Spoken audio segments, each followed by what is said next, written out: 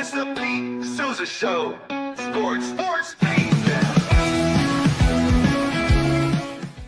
Nobody tells our stories better than our clients. The difference is stark. I was rear-ended at a stop. I thought I was fine, and then once I got home, I realized it's a lot worse than I thought. I ended up having a ruptured disc. You say you're not hurting, and then an hour later, you're saying you're in all this pain. I just felt like most people would think that I was lying. And that's when I decided to call Daniel Stark. I owe a lot to Daniel Stark. They really got me what I deserved. The difference is stark.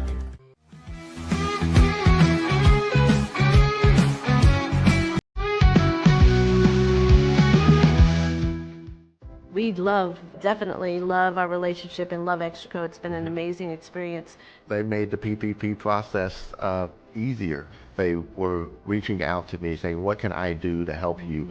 That made a huge difference because my stress level, when we shut down, to afterwards was night and day. Our experience with Extraco has been phenomenal since the very beginning, so we love Extraco. Tervis is all about staying hydrated with style and durability. You can trust Tervis tumblers to keep your drinks the perfect temperature, hot or cold, for hours. From the classic insulated tumblers to sleek stainless steel water bottles, each product is built to last and comes in endless designs to match your personality. Stay refreshed and express yourself with Tervis. Visit tervis.com today and find your perfect tumbler.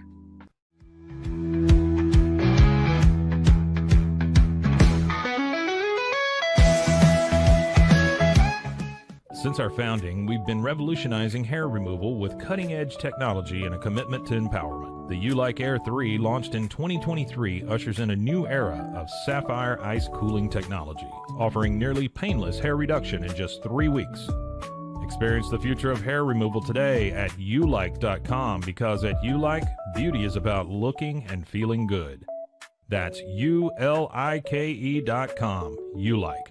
With Ease US, make studio quality voiceovers for your videos online in over 149 languages and dialects, featuring 468 natural AI voices. Customize the volume, mood, and pauses to perfectly match your content. Plus, capture high quality videos with no watermark. Record your screen, webcam, and voice, and save them instantly to your computer. Never been easier to create professional grade videos and voiceovers. Try it today at easeus.com. That's EASEUS.com. Ease US.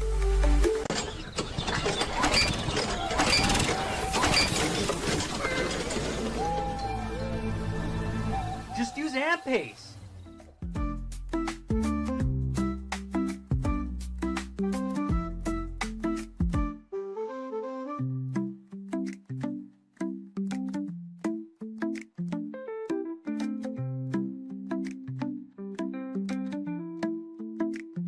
AMP-Pace.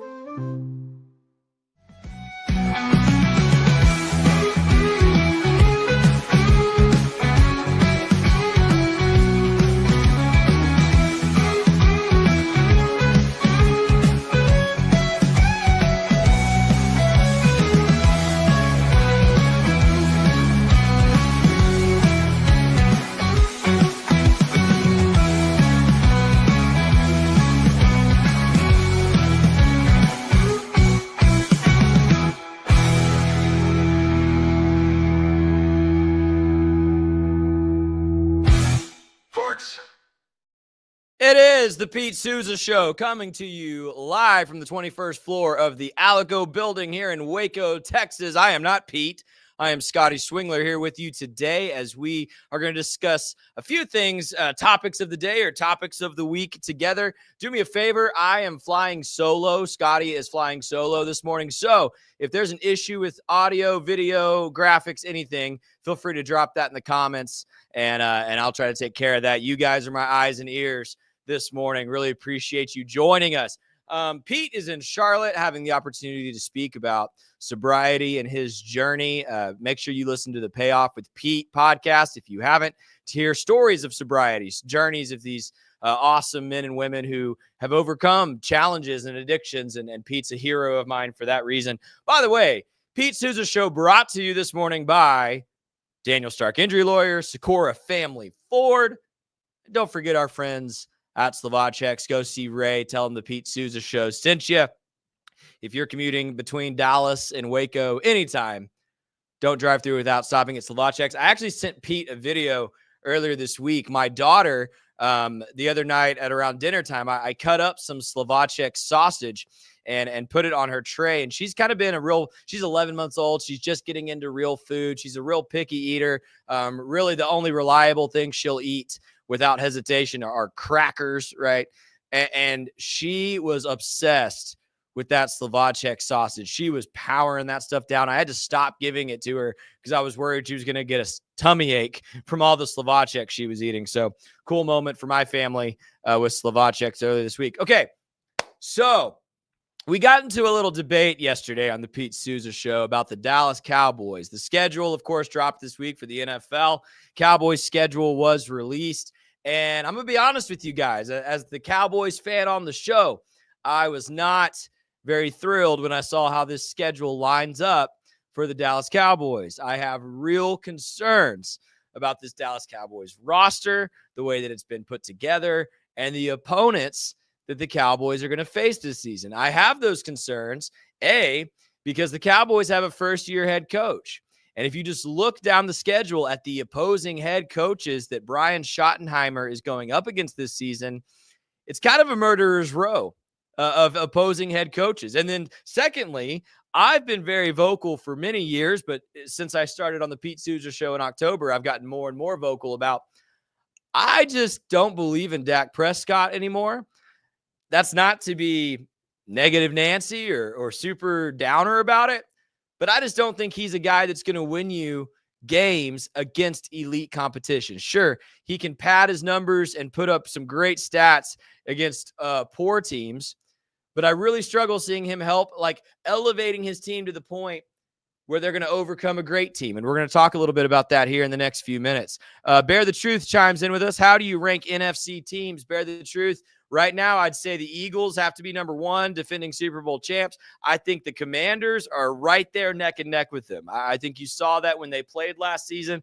I think what Dan Quinn and Jaden Daniels have going up there in Washington, D.C. is special. I'd put the Cowboys 3, a pretty decent distance behind those two, and then the Giants are still 4, but who knows with Jackson Dart, what that team's going to look like. That team is desperate for some wins. Otherwise they're going to have some coaches and staff get fired after this season, I think. So the Giants could be playing desperate. Hey, as we talk about that, let's just go ahead and break this down. Let's look at this Dallas Cowboys schedule. I'm using the graphic from my friends Blogging the Boys. Check out Blogging the Boys on X if you want some good Dallas Cowboys content. But if you look at the schedule, and I'm looking down at this computer in front of me, so sorry that I'm not looking at the camera, but if you look at the schedule, and we talked about this a little bit yesterday, the front end of this schedule lines up really nicely if you're the Cowboys. You should be able to get some wins early. Philadelphia, week 1 is certainly a stout matchup on Thursday night, but you never know. That week 1 magic can come get you sometimes. And could the Cowboys win on the road at Philadelphia? Sure. I don't think they will. But then you've got a streak there of 5 games where you should win 4 of them. Giants, Bears, Packers, Jets, Panthers. You should win 4 of those. You can lose to the Packers. That's acceptable. But you should win those other 4. You should beat the Giants. You should beat the Bears. You should beat the Jets. You should beat the Panthers. I will note the Bears and Jets have new head coaches that both came from the Lions staff, right? Aaron Glenn and Ben Johnson. And I believe in both those coaches, and you just never know. I mean, Ben Johnson could have Caleb Williams playing at another level this season for the Bears. But I think if you're the Cowboys, you can reasonably expect to open the season 4-2. And we're going to have a lot of Cowboys fans talking about how good we are and look at this and look at that. Okay, but then look at the schedule from week 7 on. You get the Commanders twice. I think the Commanders are head and shoulders better than the Cowboys today. You get the Eagles again. You get Kansas City. You get the Detroit Lions. You get the Minnesota Vikings. I think the Cowboys are going to be heavily not favored. I think those opponents will be heavily favored in all those matchups. I think when the Cowboys face the Broncos and the Chargers and perhaps the Raiders, Depending on how the new look Raiders are playing, I think the Cowboys may not be favored in any of those games. I'm going to talk more about the Raiders specifically in a minute. But again, going back to that thing about facing Brian Schottenheimer, first-year head coach, facing against great head coaches, even with the Broncos and the Raiders, teams where you might say that's about the level the Cowboys should be this season. You're facing Sean Payton and Pete Carroll. Those aren't just like great head coaches. Those are Super Bowl champion head coaches, right? Week 9 against the Cardinals, you should win that game. But again, you're at home against Arizona, but I'm never going to count out Kyler Murray. Like, that dude has made magic happen. They had a deceptively good season last year. They may take a jump.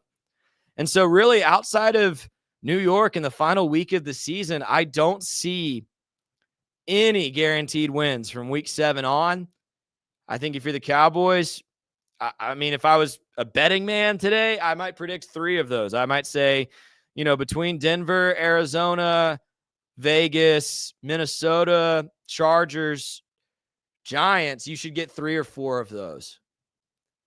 And so then maybe you finish the season 8 and 9. Like that's kind of what I think we're looking at here. And I raised another point yesterday when I was talking about this. I was talking about the Cowboys schedule, and Dak is mostly going up against quarterbacks that I think are better. And I mentioned specifically the Raiders in week 11, Pete Carroll and Geno Smith. And Pete was like, oh, don't even put Geno in the same category as Dak. Well, Pete's not on the show today, so let's just explore real quick the comp between Geno Smith and Dak Prescott. I've been coughing all week, so I'm going to take a sip of my water real quick. Then we'll look into that.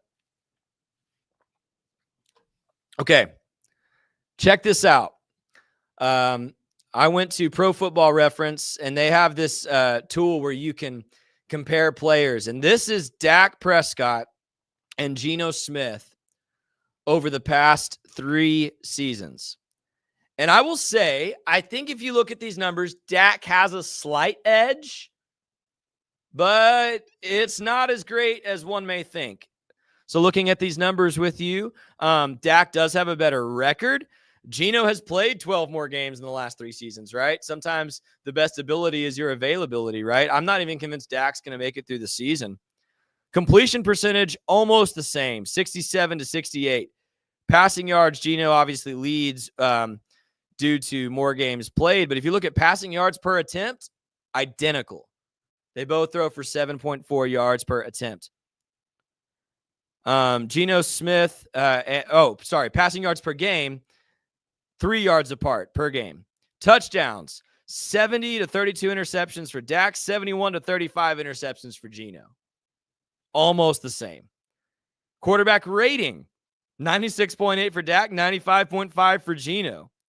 And then if you look at rushing, Geno has been almost twice as effective. Granted, he's played more games, right? But 793 yards on 5 yards per carry versus 478 yards on 4.2 yards per carry for Dak, 4 touchdowns each rushing. So again, I think if I look at these numbers objectively, Dak has a slight edge.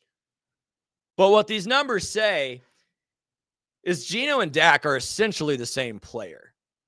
And so if you're a Cowboys fan, that might encourage you, oh, yeah, Dak's on the same tier as Geno Smith. Geno Smith's been to 2 Pro Bowls in the last 3 years. Like, Geno Smith's had his team in the playoffs. Or it might make the reality of who Dak is a little more bitter. Yeah, Dak's like Geno Smith. Dak's like Geno Smith. They are the same player. And if you don't think Geno Smith is one of these A-list or B-list NFL quarterbacks, then Dak's not either. And that's a bitter pill to swallow for some Cowboys fans, but I think that's the truth of it. Bear the Truth chiming in again. Maybe we can split with Philly, get a wild card berth. Dak is serviceable, stabilizing voice. I agree with that. Bear the Truth. That actually leads me really, really well into my next segment. I want to go ahead and I've told Pete, I'm kind of obsessed with making lists. I'm obsessed with ranking things. He's had us do our top 5 Big 12 quarterbacks recently. He had me do the top 5 Baylor Bears who could go pro prior to the draft. Today, I want to do my quarterback tiers. And I know a lot of people do this, and I don't think my list is superior to anybody's, or I certainly don't think I have any level of expertise superior to anybody. But I wanted to go ahead as I was comparing Dak to Geno Smith and looking at those numbers from the past 3 seasons and coming to the realization, Geno's not better than Dak, but they are basically the same. They are basically the same player. I thought it'd be interesting to try to do this. So I put together my quarterback tiers, and I do think I'm right because they're mine. And I want to see what you guys think. And I hope this generates some discussion online. Here's how I would tier the quarterbacks. Actually, a couple rules before I put this graphic up next to me. One, I have not put any quarterbacks who've not taken a snap of professional football in here. No rookies, no JJ McCarthy. If you haven't taken a snap of professional football, I didn't rank you. That just didn't feel fair. 2, this isn't everybody that's starting in the NFL this year. I just kind of did my top 3 tiers. And anybody that's not in here, you can consider below these to me. So here they are, my quarterback tier list. It's very simple to me. Tier 1, I don't think you can put anybody on the same level as these 4. I think these 4 are head and shoulders better than anybody else. And the way I would define it for the sake of the list here is if you're tier 1 on this list, you can carry any roster to a Super Bowl. Like, I think these 4 quarterbacks are that good. And that's Mahomes, Lamar, Josh, and Joe Burrow. I think those have kind of been the 4 at the top of the pack for 3 or 4 seasons now, and I don't think that's changed. I don't think anything about last season changed that for me. I know Patrick had a rough Super Bowl, but took a really mediocre roster, one of the worst defenses in the league, statistically speaking, to that Super Bowl. Not defenses, offenses. Their offense was atrocious last year outside of him. Josh, Lamar, Joe, they can just do things on the football field other quarterbacks in the league can't. I think those 4 are rightfully head and shoulders above the rest. Tier 2, I'm going to say if Tier 1 can take any roster to the Super Bowl, Tier 2 to me can take a good roster to the Super Bowl. They can take a good roster to the Super Bowl. Jalen Hurts has done it twice. He won Super Bowl MVP. I think he deserves some respect. I've mostly got these quarterbacks in order, by the way, as you go left to right across these tiers. Jaden Daniels, I think, could be tier 1 in the next season or 2. That dude was wildly impressive last season, what he did with Washington. Matt Stafford is still that dude. Super Bowl champion, can still put the ball anywhere on a dime. CJ Stroud, I know he had a rough 2024. I think he can take a good roster to the Super Bowl. I think he's going to bounce back this season in a big way. Jared Goff has done it. Justin Herbert, I know, played the worst game of his life in the playoff game this past season, but I think he's on that tier. And then here are the 2 that might surprise some folks, but I think they've proven it. Bo Nix and Baker Mayfield, I think, are just guys that have been undervalued from Jump Street and have proven time and time and again they elevate their teams to winning football. They don't just guide a great team to wins. They can elevate a roster. Baker did it last year in Tampa. Bo did it last year in Denver. They can elevate good rosters. Their play can take a roster to another level. So again, to me, tier 1, you can take any roster to the Super Bowl. Tier 2, you can take a good roster to the Super Bowl. I think those guys can do it. Tier 3 is where I think you need a great roster to make the Super Bowl. You need every piece in the right place and everything clicking to make a Super Bowl. And that's where I would put those 8. Jordan Love, Brock Purdy, Geno Smith, Dak Prescott, Kyler Murray, Tua, and then I think Drake May and Michael Penix, to me, are really good NFL quarterbacks. I put them on that tier for now, that they could take a great roster this season to a Super Bowl.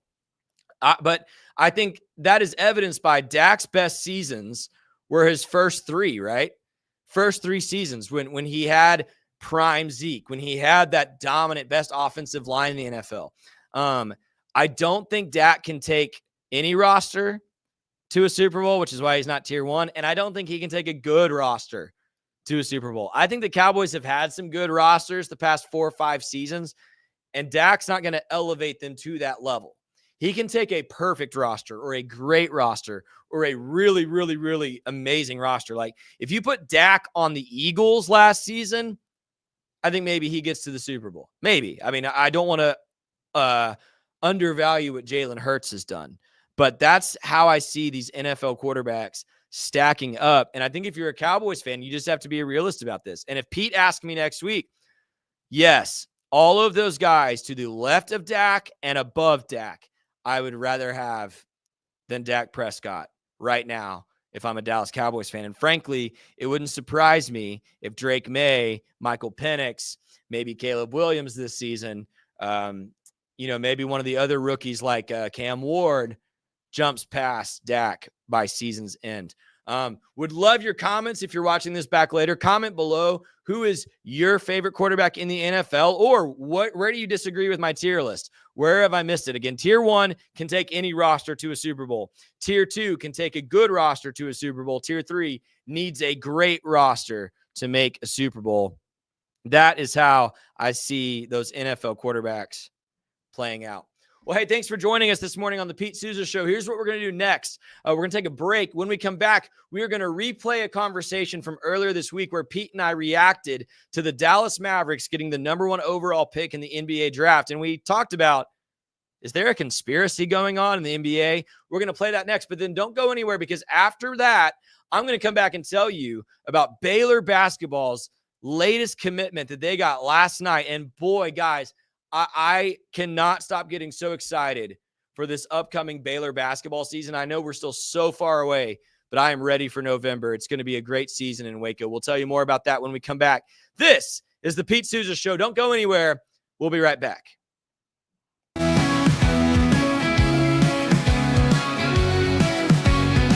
Nobody tells our stories better than our clients. The difference is stark. I was rear-ended at a stop.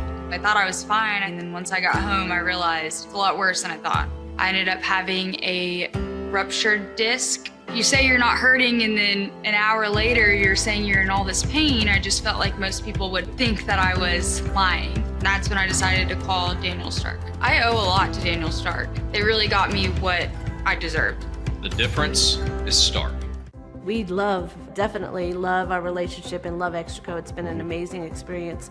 They made the PPP process easier. They were reaching out to me saying, what can I do to help you? That made a huge difference, because my stress level when we shut down to afterwards was night and day. Our experience with Extraco has been phenomenal since the very beginning, so we love Extraco. I don't know, if Bubble wasn't here, I don't know what people would be doing, like making PowerPoints or something. Bubble allows you to make it real and for it to actually work.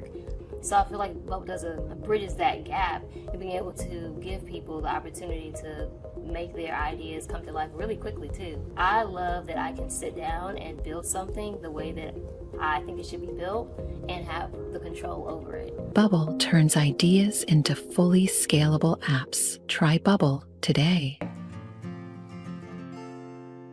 Hi, I'm Jo from Face Theory. You're going to want to have a specific goal for your skincare routine. What do you want to achieve? Active ingredients are really strong, and if you're using too many at once, your skin can get overwhelmed. Don't overspend on products. Choose products that have scientific research behind them. At Face Theory, if you're not happy with a product, just say so, just give us a shout and we'll give you your money back, no problem. I know you're gonna love this Kodak Dot Plus printer. You guys just connect it to your smartphone and then you're gonna use the Kodak Photo Print app. It's going to print you a 4x6 photo. I am just in awe. I love how these turned out. Also, the printer comes with a free cartridge of 10 photo sheets. I can assure you, you are going to love this printer as much as my family has. You guys have to check it out for yourself. Streamline event and appointment booking with Amelia's sleek, modern, and fully customizable booking forms. Tailor the colors, fonts, and design to match your brand and seamlessly integrate with your WordPress website. Whether it's for events or appointments, Amelia makes booking simple, stylish, and perfectly aligned with your business. Enhance your booking experience today at WPAmelia.com. That's WPAMELIA.com. Amelia. When you learn a language with Babbel, you start a journey that takes you further and further. Anytime and anywhere you wish. It's easy and fun. broadens your horizons and keeps your brain fit. A journey into new thoughts, new cultures, new adventures. So what are you waiting for? Start your journey with Babbel now. Go to babbel.com or download the app. BadCreditLoans.com is a pioneering service provider that has carved a reputation in the financial industry for its dedication to helping individuals with bad credit secure loans. By making timely repayments, borrowers can gradually repair their credit history, thereby increasing their chances of securing better loan terms in the future. BadCreditLoans.com serves as a beacon of hope for those with bad credit. Simple, fast, and reliable loan application process. And its commitment to responsible borrowing makes it a trusted partner in the journey towards financial stability.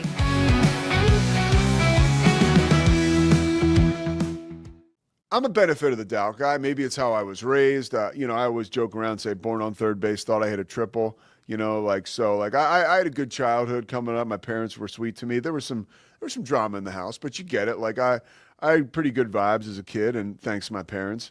I don't look for the darkness right away. Most people on social media do. So I was like, wow, I can't believe Nico got this lucky. And I was very happy for Mavs fans to sort of shift their perspective onto, okay, maybe we have a winner again. But right away you go to Twitter, and I started to hear from friends of mine just about how much of a conspiracy this was, right? And I'm like, okay. So, and in my mind, I'm like, okay, what is the conspiracy? Well, I figured it out quickly. I'm like, oh, yeah, they're going to say that the Mavs traded Luka to the biggest market in the NBA, LA, and in return, the NBA was like, hey, we'll give you the number one pick in the draft lottery. Also behind that is, why would Nico keep his job if on his own accord, right? This, if anything, if on Nico's own accord he made that trade, I think most organizations, after seeing the backlash from the fan base and just the toxicity around the organization, probably would have let him go by the end of the year, but they did not. To me, that's an indication that the Dumont family was like, we're not going to give Luka the Supermax. You got to trade him. You're going to be the bad guy. You're going to be the one put out there. Soldier on. You'll keep your job. We'll take care of you. I think that's the reason Nico's still employed. I don't think the reason he's still employed is because the NBA was like, yeah, Luka or Nico, don't worry. You're going to keep your job. We're going to keep you employed, and you're going to get the number one pick. Who's Cooper Flagg, by the way. So like a game changer, okay? An absolute game changer. Now, I went into the history books a little bit yesterday because I love this stuff. I love the draft. This is up there with the biggest, doesn't pass the smell test conspiracy theory-wise of all time. First of all, the Mavs had a 1.8% chance of getting the number one pick. 1.8, okay? Last year it was the same deal. A team with like 2%, or I think the Hawks jumped into the top. Right, they got the second pick, yeah, with 1.8. So the biggest one, and we opened the show talking about it yesterday, Patrick Ewing, the Knicks winning the 85 draft lottery. That's the biggest conspiracy one. That was 40 years ago last night. Quite the anniversary, but we talked about it. There was a frozen envelope, allegedly, that David Stern knew to pick last, right? That was the Knicks envelope. 2011, following the decision and the chaos and the dismay in Cleveland where they're burning LeBron jerseys, the Cavs organization is literally spiraling out of control. They get the number one pick, right? A long shot. They get Kyrie, right? That follows LeBron leaving. So then 2019 was another big one. Zion goes to New Orleans. Now, he goes to New Orleans after AD got traded to LA. Okay, Scotty, what do you got? Scotty seems like he's ready to jump in here. Tap me in. Listen, I wanted to bring up this tweet. This is from my friend Trey. Trey's a Baylor fan. We've swapped notes about Baylor as well as barbecue.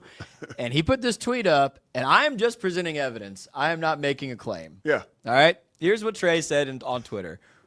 What are the odds of this happening in the NBA draft? The Cavs won the lotto immediately after LeBron left. The Pelicans won the lotto immediately after the CP3 trade. The Pelicans won the lotto again immediately after the AD trade. The Mavs win it immediately after the Luka trade. Grok says the odds of that are 1 in 244,446. What a coincidence. So you were already listing those years.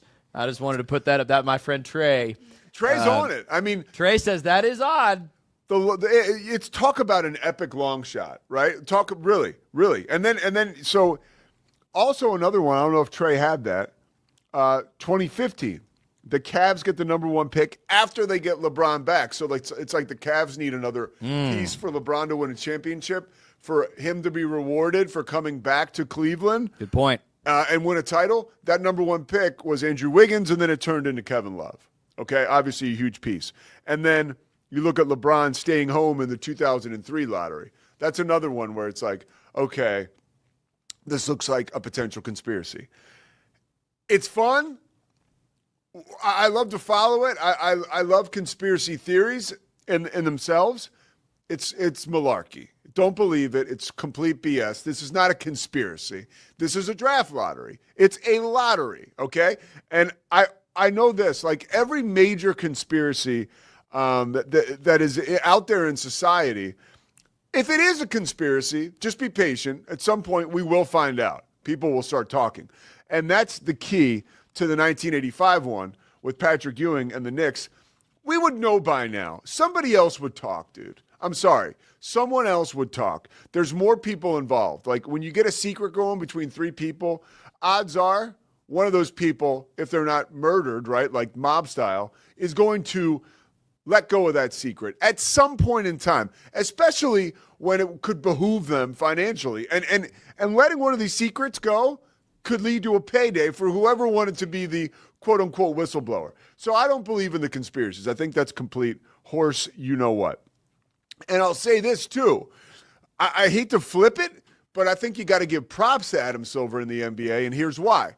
In 2019, they totally retooled the way that the NBA draft lottery was going to go down, which not prohibited, but I guess it would inhibit the chances for the worst team in the league to get the number 1 pick, which meant that they were saying, hey, and you can thank my 76ers for doing this, but the tanking had become so toxic within the NBA that Adam Silver was like, we've got to eliminate this. And by the way, they haven't eliminated it because everybody's still tanking. But the results are in, and tanking is far from a sure thing. Over the last 7 years, the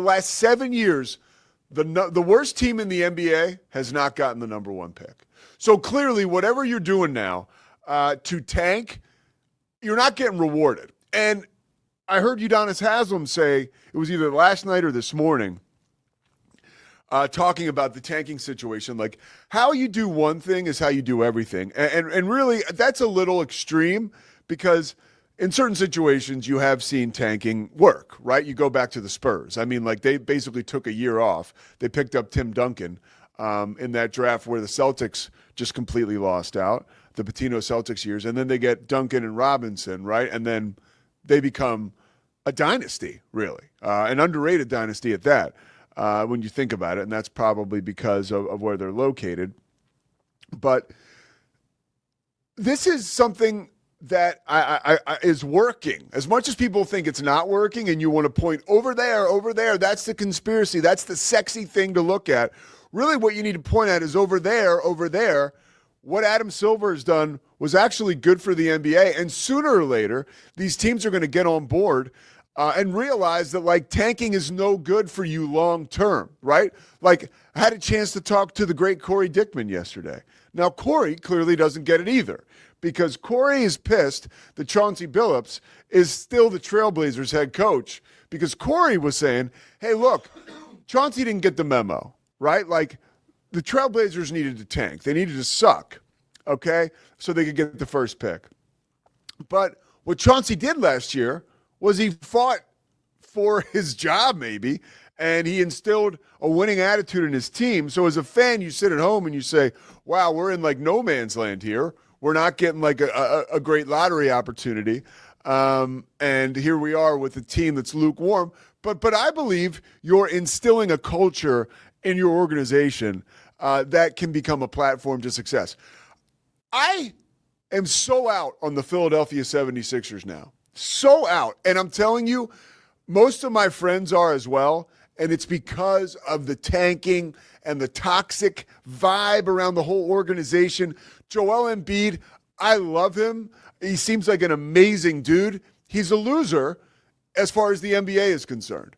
He's played 50% of his games, okay? And he is the leader of a team that is known for tanking more than they are for winning. Like, that sucks for him and his legacy, but that's just kind of how I see it shake out. And it makes it really hard for him to root for him, especially when, early last year, we remembered there was an in-house meeting with the Sixers, and it was basically like, Joel tried to talk during the team-only meeting, and guys like Tyrese Maxey were like, dude, shut up. You show up late. You don't come to certain events that you're obligated to come to, and now you come in a players-only meeting and you're going to talk to us about what it's like to be a winner? And that in itself, to me, is just a reflection or a fallout from the tanking environment that is like, you sit on ice, you don't have to play at all this year because we want to suck. And then you're going to do it again next year, and then the year after that. But, hey, we need you to flip a switch as a human being and now become a dog. It's just not how it goes, dude. And so what Adam Silver has put together in the NBA will hopefully eliminate that kind of stuff going forward.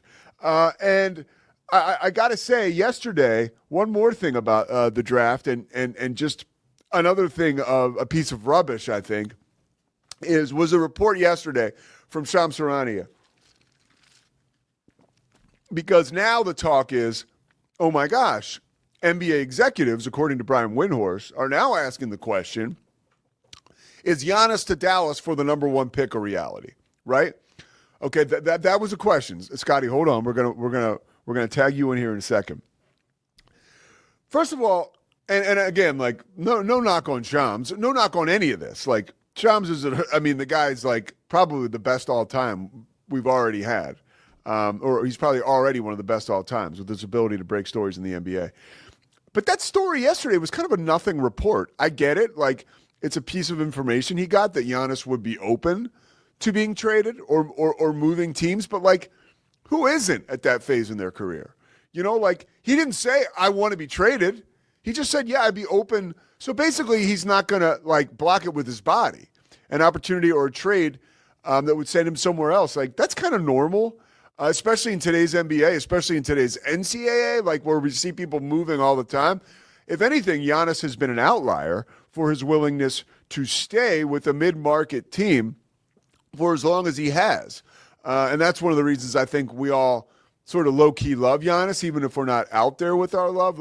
Everybody respects the shit out of that dude. Fans, people in front offices, and people around the NBA.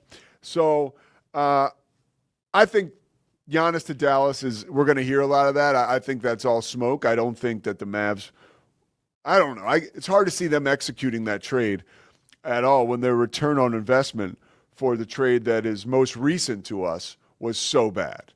Luka for an injured big guy and a bag of potato chips. All right, Scotty, I've gone on long enough about the lottery, but I feel like, to summarize it, it's not a conspiracy. Tanking sucks. This is why we're here. I agree with your conversation about the conspiracies. And I don't even know if it was a conversation so much as a somebody would leak it. Somebody would leak it for money. I agree with that. That's an excellent point. I resonate with how you feel about your 76ers. And I just want to I want to respond to a comment. And I've gotten text this morning to this effect as well. Welcome back, Scotty. I would like to clarify something. Last I checked, Nico Harrison is still in the front office for the Dallas Mavericks, and so I am not back. No way.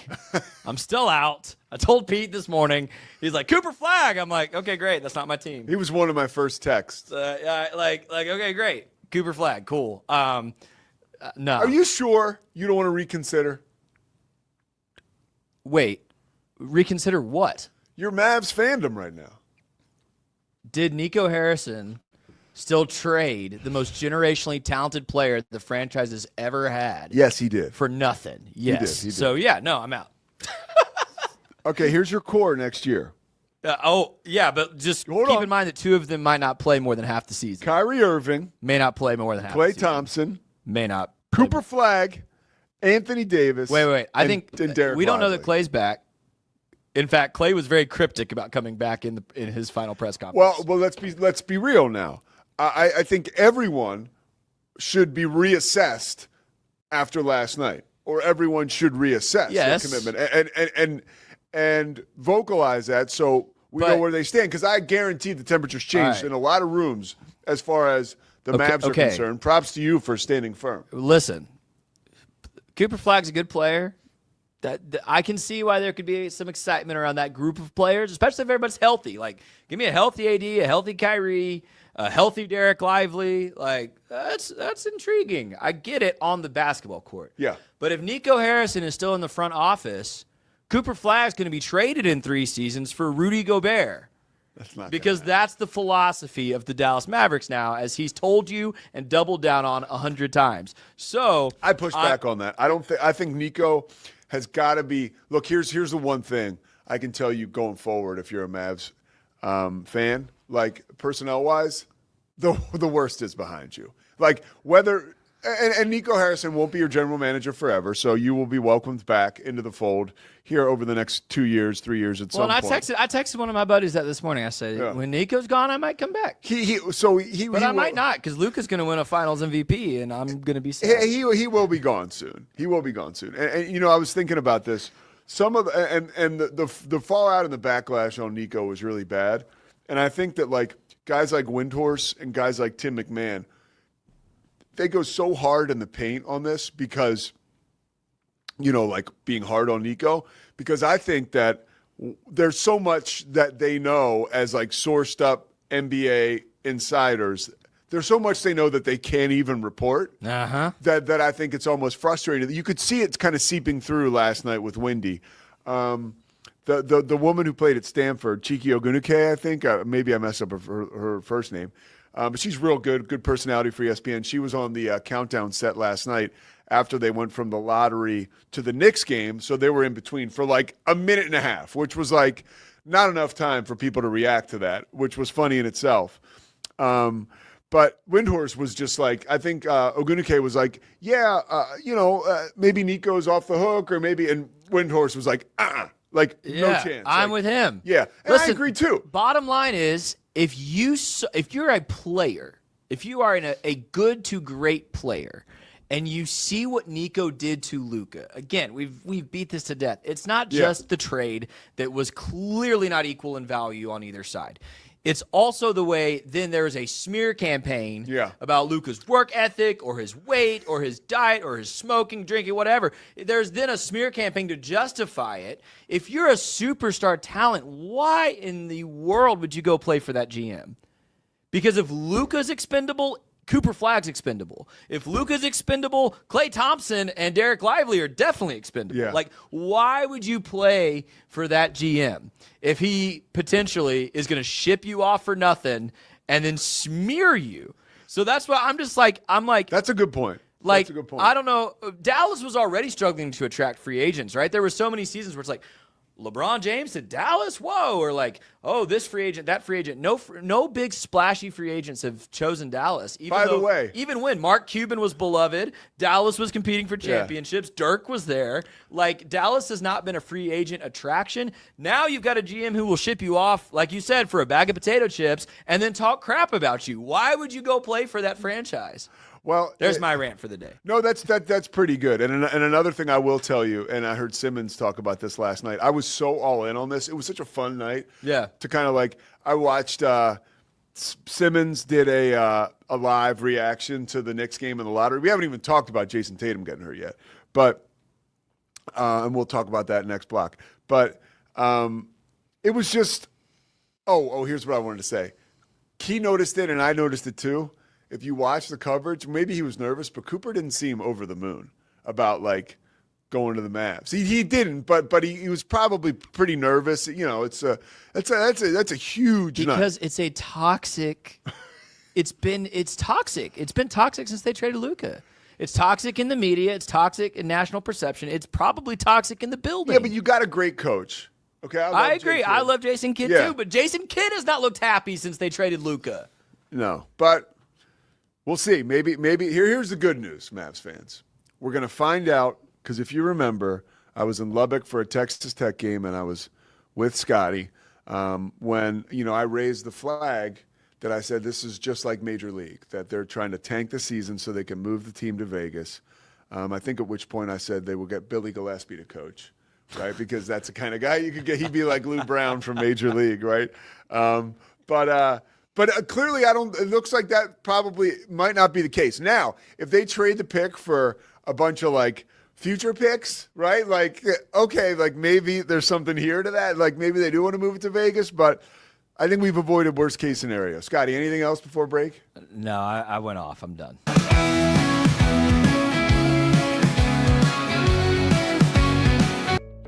Did you know nearly all stock price changes of 10% or more result from a single news headline? These news catalysts create trading opportunities every day. All you need is a little help to reach out and take them. It doesn't matter if your investment budget is small or big. All you need is Benzinga Pro and its powerful news alerts, price tracking, and portfolio monitoring. Subscribe now, and we'll skyrocket your portfolio today.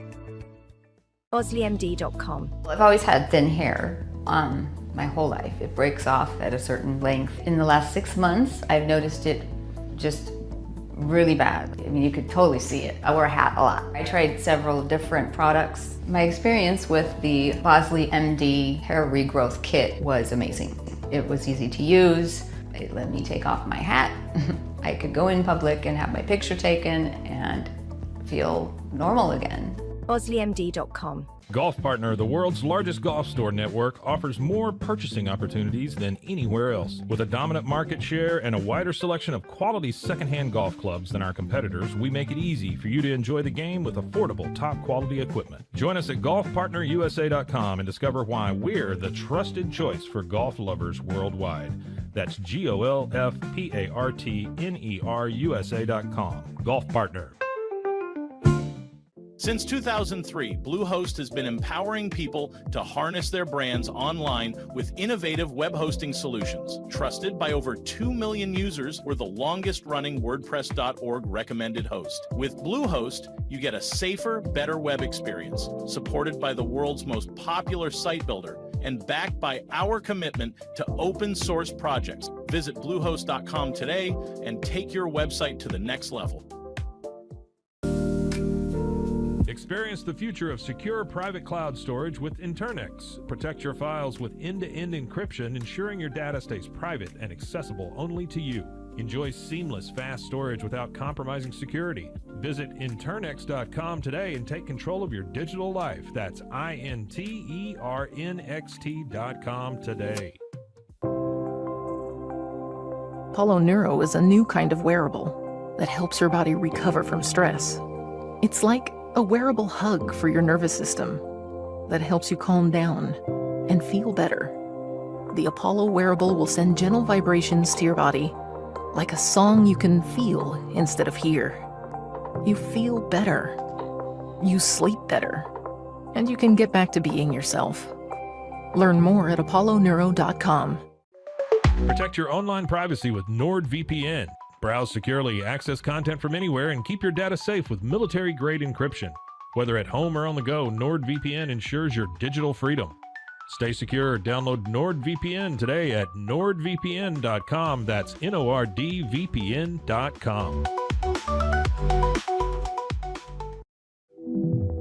Elevate your experience with Grenco Science, the leaders in cutting-edge vaporizers. Whether you're at home or on the go, our sleek, powerful devices deliver smooth, consistent hits every time. Quality you can trust, innovation you can feel. Grenco Science. Take your vapor game to the next level. Visit us at GrencoScience.com. It all began with a simple idea, cutting handles off old ski sticks to create better pull-up bars. This sparked the creation of the revolutionary Engels 90 handles. After testing over 70 prototypes with 300 athletes, our patented handles were launched in 2018. We continued to push the boundaries of strength training. Join us in making your training more natural and effective. Visit Engels90.com to learn more and revolutionize your workout.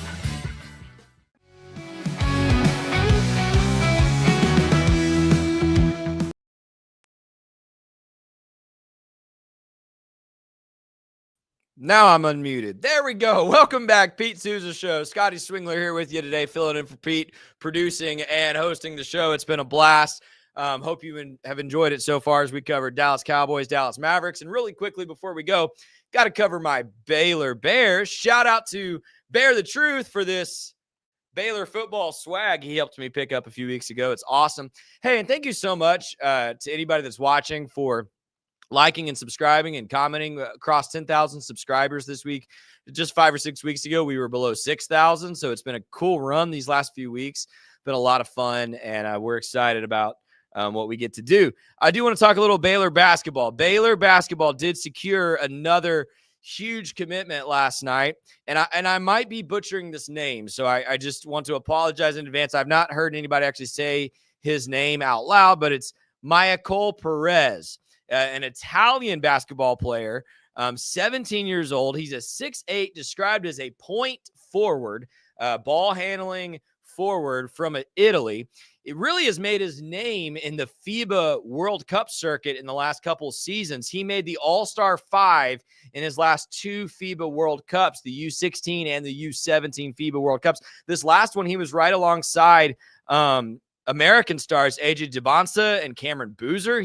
Were also in that All-Star 5 with Michael Perez, and he actually beat Koa Pete, who committed to Arizona, right, for that All-Star 5 this past summer.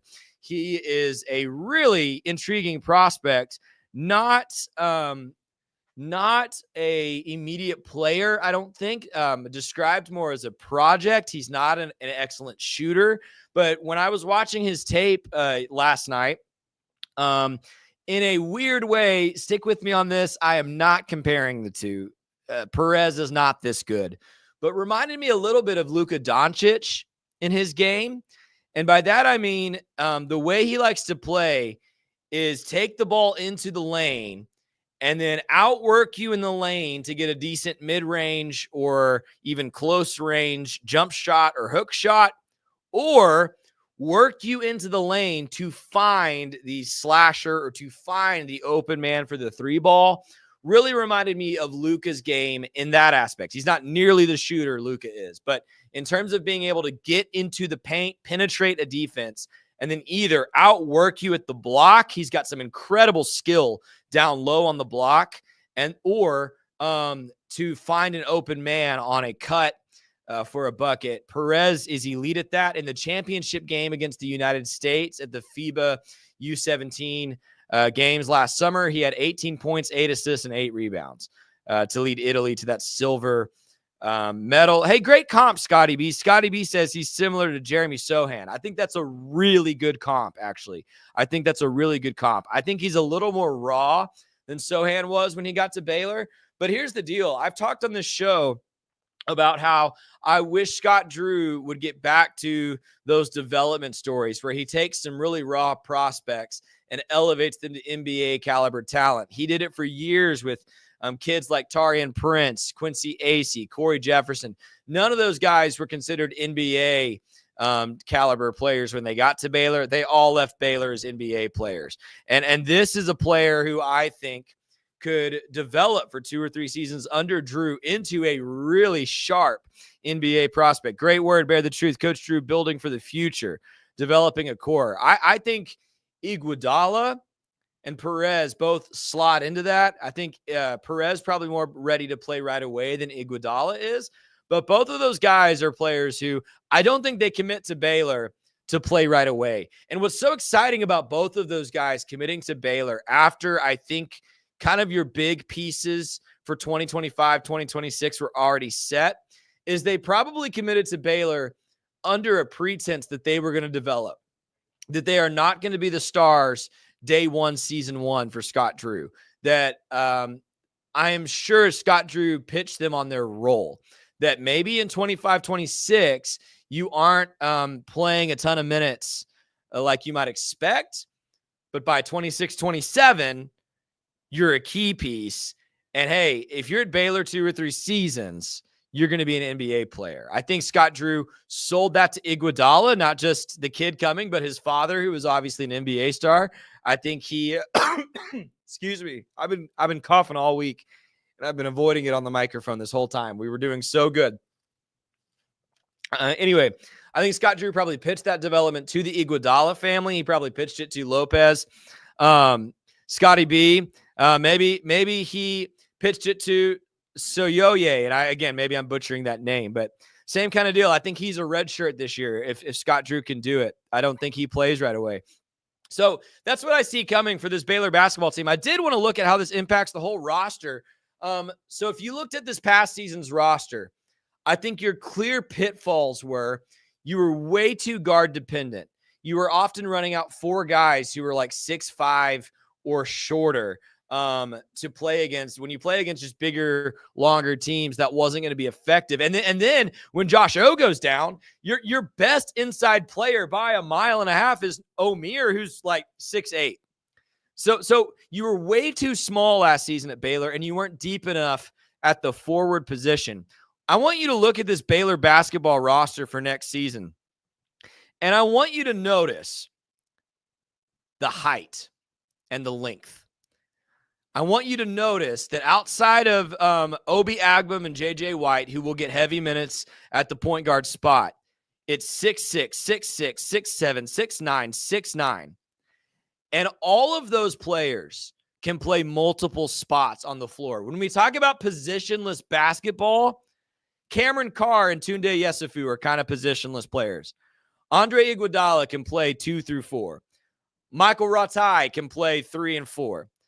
Perez, we just talked about, could potentially play the 1 as well as the 4. And so you've really got positionless basketball, as Scotty B just said, size and versatility. That's exactly what's going on here.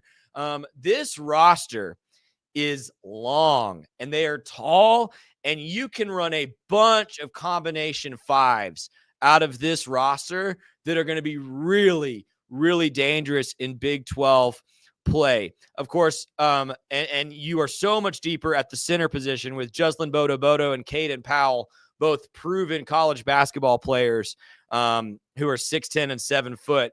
So much better than your second best inside player being 6'7", 6'8". I did want to go ahead and guess at the starting lineup for next season. And we do not know, by the way. Part of the other thing I love about this roster is with all these guys transferring in, I think it's going to be some fierce competition to get into that starting 5. But I did want to project my starting 5 as of today, and it would be these guys. I think Obi Agbam's your starting 1. I think he's probably your leading scorer for the Bears this next season. Elite shot creator, elite scorer at Wyoming. It would shock me if he's not Baylor's leading scorer next season. I think Tunde starts at the 2. And I only think that because I think J.J. White is going to be backing up the point guard spot. And I don't think any of these other smaller guards are going to get heavy minutes. I think Cameron Carr could start at the 2, but I think it's more likely to be Tunde because I think Skillings and Ratai start at the wings. Ratai is a lock to start. I think he's your second or third leading scorer this next season for Baylor. Really efficient player at Oregon State. Skillings, Scott Drew likes a lot. I don't think he's a guy that's going to contribute crazy numbers, but I think he's a guy who knows how to play in the Big 12, knows how to play defense in the Big 12, and will probably start at the 3. And then Joslin Bodo to me is your starting center at the 7-foot spot. Caden Powell, I think will play probably equal minutes off the bench at center to Joslin Bodo. And then I think you see some heavy minutes from J.J. White, perhaps Cameron Carr, and perhaps Perez, and of course Powell, like I just said. But this team is already so much deeper than last season's team, especially inside, and so much more flexible. And again, you could run a lot of combo lineups out. You could start JJ and Obi if you wanted to go guard heavy, 3-point shooting. Tunde could run your 3.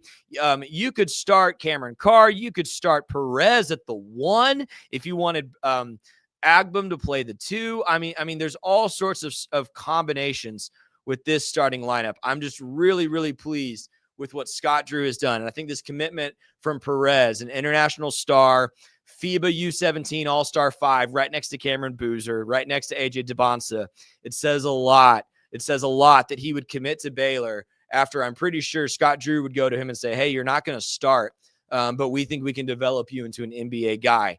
I think all arrows are pointing up for this Baylor basketball roster. There was a lot of fear in this Baylor basketball fan base when Scott Drew lost that entire roster, and really culminating in Rob Wright, of course, transferring interconference to BYU. But I got to tell you, I really, really like this team Scott Drew's putting together. It reminds me of some of the best Baylor basketball teams he's ever had. Defensively, going to be stout. You've got all those 6'6", 6'7" players playing positionless basketball, able to switch on all positions. You're going to have a great defensive team led by a great anchor in the middle in Bodo, and then you're just going to be able to score from all sides. The one area where this team is going to be weaker than last year's team is the three-point ball. You've got guys like Agbum, White, Ratai who can shoot the 3, but you don't have 5 or 6 dudes who can just reliably stroke from deep. You're going to need to develop that a little bit, and I think it's going to be really paramount to run an efficient offense that gets Yesufu to the basket, that gets Ratai to the basket. I think that's going to be really important. It's going to be a different look than the past few seasons for Baylor basketball, but I think it's going to be better. I think the Bears are going to be better for it. I'm really, really, really excited for this Baylor basketball roster. Thanks, Bear the Truth and Scotty B, for joining us and commenting live as always. If you're watching this back, make sure to like and subscribe. Over 10,000 subscribers now. It's incredible. Thanks for joining us this week for the Pete Sousa Show. We will be back with you Monday. Live from Waco, my name has been Scotty Swingler. Thanks to Slovaceks for all their support. We'll see you Monday on the Pete Sousa Show. It's the Pete Sousa Show. Sports. We definitely love our relationship and love Extraco. It's been an amazing experience. They made the PPP process easier. They were reaching out to me saying, what can I do to help you? That made a huge difference because my stress level, when we shut down, to afterwards was night and day. Our experience with Extraco has been phenomenal since the very beginning, so we love Extraco. Nobody tells our stories better than our clients. The difference is stark. I was rear-ended at 70 miles an hour. I was injured, had a concussion. The insurance company, they delayed. They were playing games from the initial conversation. They weren't going to help me. The biggest thing I learned through this is that you can't go through this alone. I called Daniel Stark. They were going to help me and everything was going to be all right. Daniel Stark got me 10 times the insurance company offered. The difference is stark.